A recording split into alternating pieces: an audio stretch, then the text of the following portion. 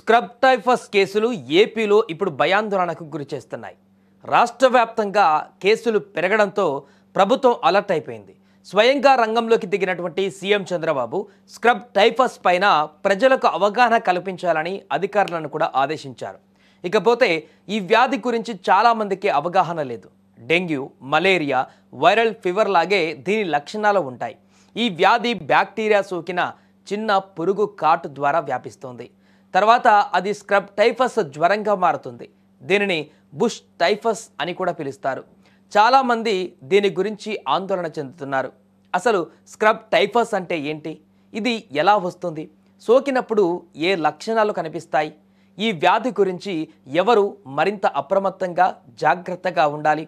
ఇలా పూర్తి వివరాలు ఇప్పుడు తెలుసుకుందాం. స్క్రబ్ టైఫస్ ఈ వ్యాధి ఓరియంటీగా సుట్సుగమిషి అనే బ్యాక్టీరియా వల్ల వస్తుంది.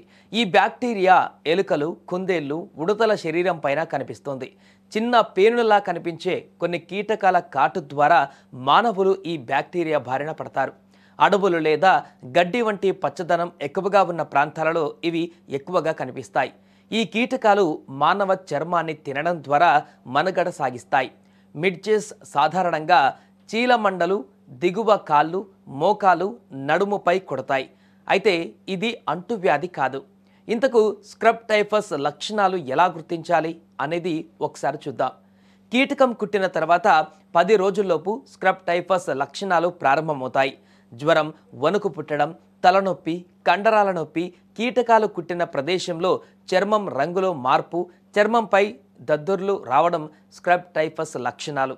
అయితే ఇలా అనిపించిన వెంటనే డాక్టర్లను సంప్రదించి తగిన చికిత్స తీసుకుంటే ప్రాణాపాయం ఉండదు.